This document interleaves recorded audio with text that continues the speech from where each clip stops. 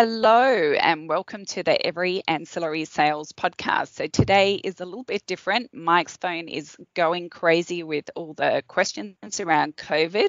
So it's Vivian here to solo. We do have a special guest today, and that is Melissa Conley. And Melissa is with Clear Wave Lab, which gives practices an in-office testing solution. So welcome to the podcast, Melissa. Thank you so much. Good morning, good afternoon, everybody. And just so you know, forgive me, Vivian, it's not CLIA Wave. These are CLIA high complexity tests, which I think you all know. So yeah, just make that clear. All right, thanks for that, and thanks for that correction. So, yeah, lab testing is all the rage at the moment. Obviously, with COVID, lab tests are on high alert. I know that currently what your offer is based on office PCR testing. I know that currently there's not a COVID test for that to do in office, but can you tell us a little bit about what your solution looks like? Well, sure. Let's start, I think, with sort of the macro, and then we can drill down to the micro. So just so you know, PCR testing is really the umbrella under which we stand. And PCR testing is, and forgive me, I have a little bit of a frog in my throat. So if you hear me clear my throat, just bear with me. PCR testing, as most of you may know, stands for polymerase chain reaction. Simply put, what we're doing is sampling a pathogen, be the pathogen viral, bacterial, or fungal, and we're basing the diagnosis on the actual RNA of the pathogen. Pathogens are living organisms. The COVID has been around for a while. In fact, there are 2 COVIDs on our existing respiratory panel. The COVID-19, as some of you know, the 19 is because it emerged in 2019, is a novel COVID. So it has RNA, and that's how you discern what it is, RNA, and that's how you discern what it is based upon the RNA. So that's what PCR testing is.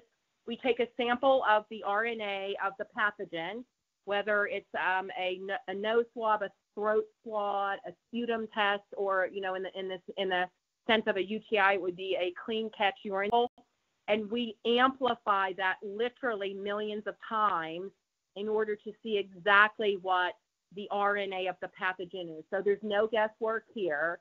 This is science at its best because we're discerning the pathogen based upon its RNA. As some of you may know, when this was introduced a decade or so ago, it won the Nobel Prize in Chemistry because it was groundbreaking. So again, that's PCR testing. COVID-19 is a pathogen. So the only way to diagnose the pathogen is based upon its RNA. So that's, sort of in a nutshell what PCR macro, and then micro. COVID-19 is a novel pathogen. So it's being diagnosed the exact same way. Right. So back a few years ago, we would stick something in a Petri dish and we'd have to wait days for it to grow, right? So how does this compare? How does what you offer compare to traditional testing that is sent to a lab?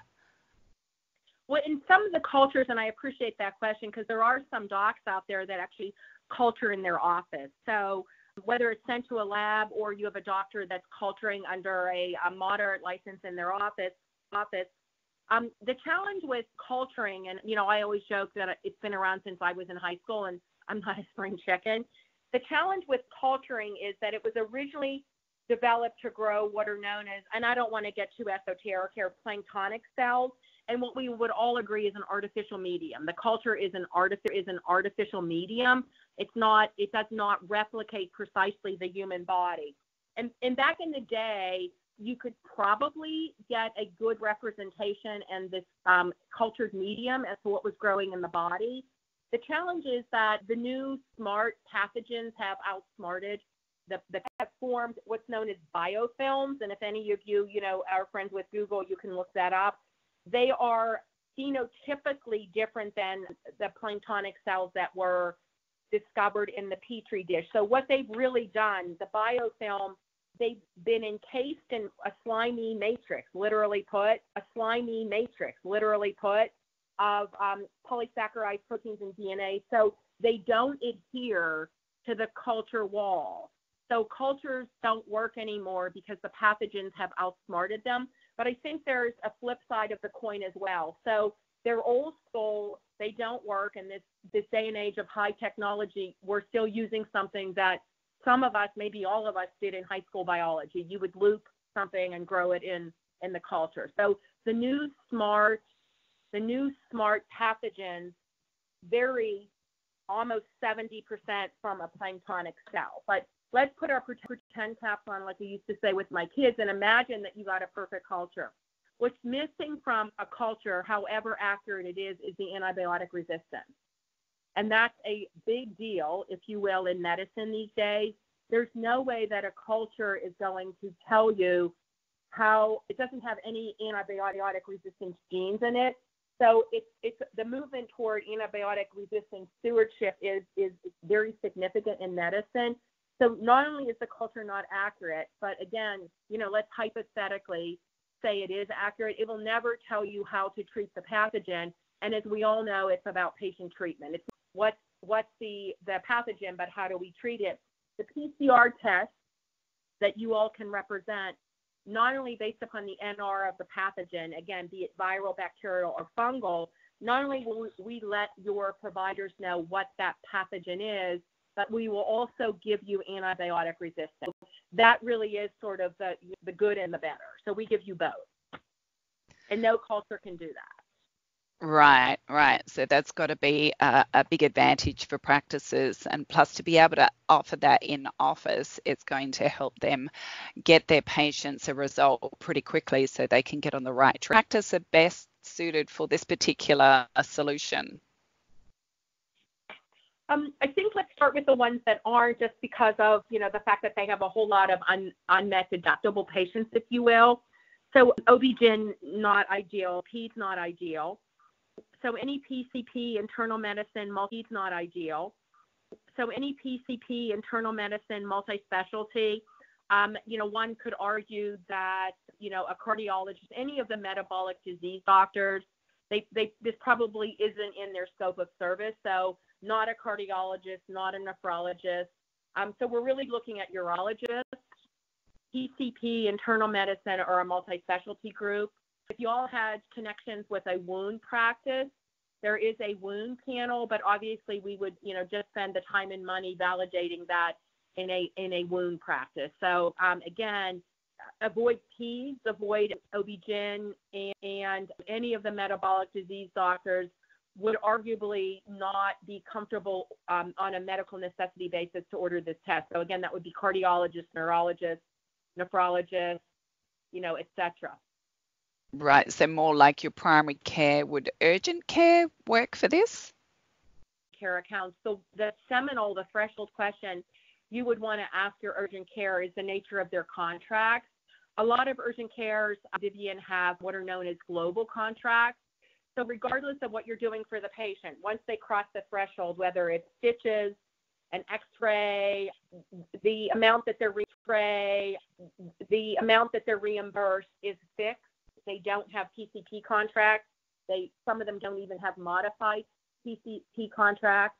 So the first question you would ask an urgent care that you are approaching with this is, are their contracts global contracts?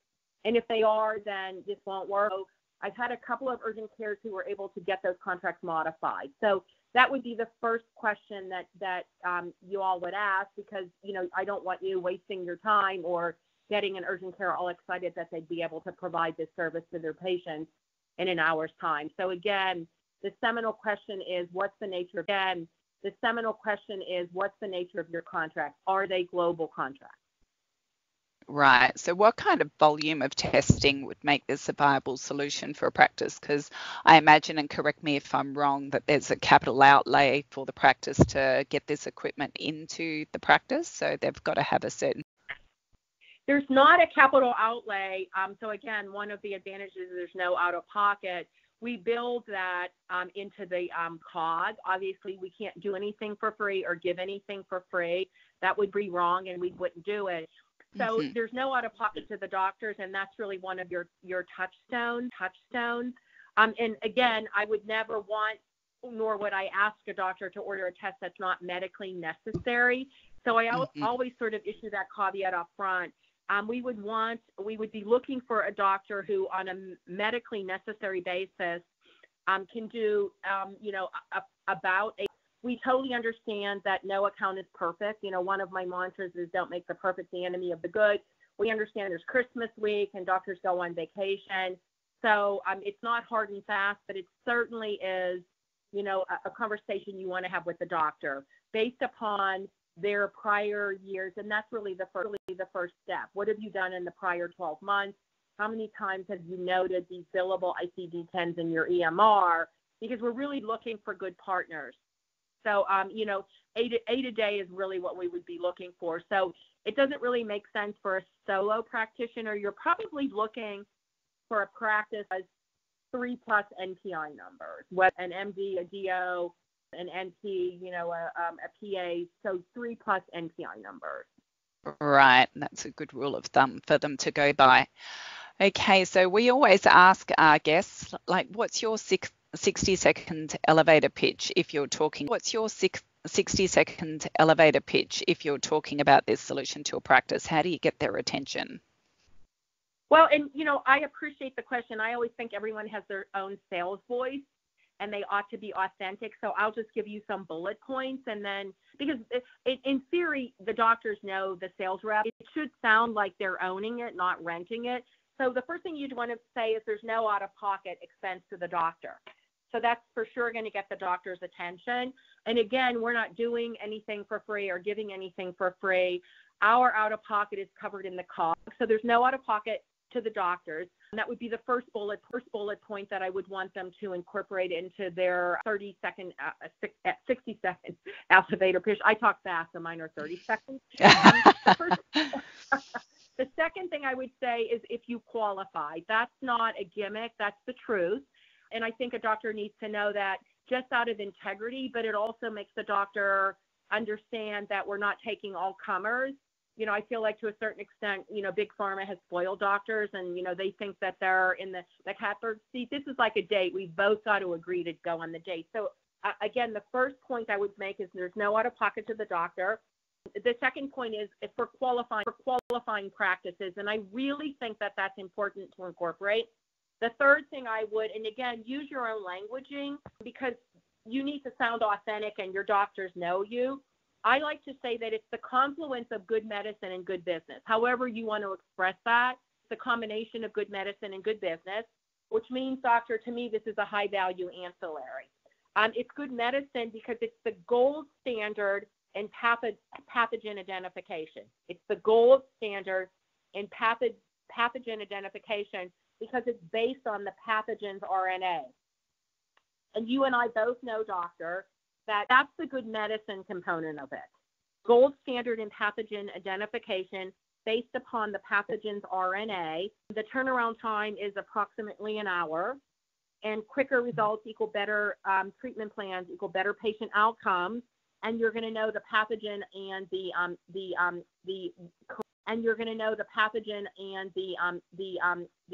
correct antibiotic if it's a bacteria to prescribe. So that's the good medicine component, doctor. The good business component is, in effect, you become your own reference laboratory. You may be sending out other samples to reference laboratories, be they PCR or otherwise. You know that your reference laboratory is not doing that for free. You know that they're doing that because it's a money-making endeavor on their part. You, in effect, become your own reference laboratory and capture that revenue. So I feel like those are, again, in summary, are the points. No out-of-pocket for qualifying practice, complement practice, confluence of good medicine and good business. It's good medicine because it's the gold standard. You're going to have the results in about an hour. It's going to identify the pathogen based upon the RNA. We're going to let you know what the antibiotic resistance is. As you know, doctor, quicker results equal better treatment plan equals better patient outcome. It's good business because you, in effect, become your own revenue and you capture the revenue that the labs you're currently sending to are making.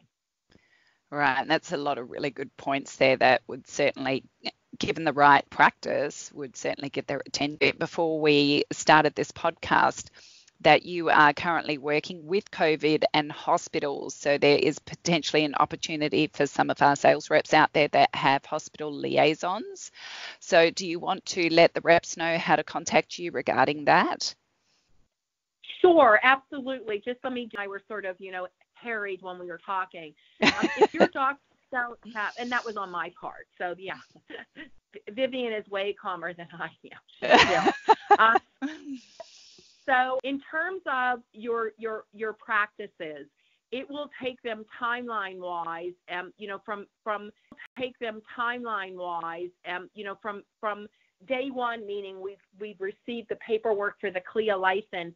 It would take them 2 months to get their high complexity CLIA license. By then, we will have the COVID-19 as part of the RTP panel on one of our devices. Of your doctors right here, right now, can do in-office COVID-19 testing because they don't have high complexity license. And make no mistake about it, this is a high complexity test. So in terms of your practices, when you're talking to them, you certainly can let them know, but by the time they're up and running, COVID-19 will be part of the panel. So having said that, let's talk about hospitals. Right here, right now, if you have hospitals that want to do standalone COVID-19 testing, and the hospitals have a high complexity license, possible because there's a different billing situation for hospitals. So when you're talking to doctors, remember you can speak prospectively. By the time you're up and running, doctor, this will be part of the panel. And, I think it's fair to say this is not going anywhere. We're going to be testing for this just like we do influenza, but this isn't going anywhere in the immediate future, unfortunately. But if you have hospital contacts, they can do in-house COVID-19 testing as a standalone test. So if you have any of those hospital contacts, shall I give my number? Vivian, is that how you want to do it? Well, they're able to find it through the platform, so okay. We'll direct them that way. So thanks, Melissa. Okay, perfect. Yeah, so I want to say thank you so much. This has been really informative. I think it's a great opportunity for sales reps and for physicians to get tests to patients quickly and effectively for accurate diagnoses. But if you haven't already, go to everyancillary.com, make sure you register, and then look on our suite of services for the In Office PCR, and we'll get you connected with Melissa, and it's got her direct contact on there. Thanks so much for your time. And everybody who listens to this after the fact. Thanks so much. Have a great rest of the day and weekend, everybody. Stay safe. Take care. Bye-bye.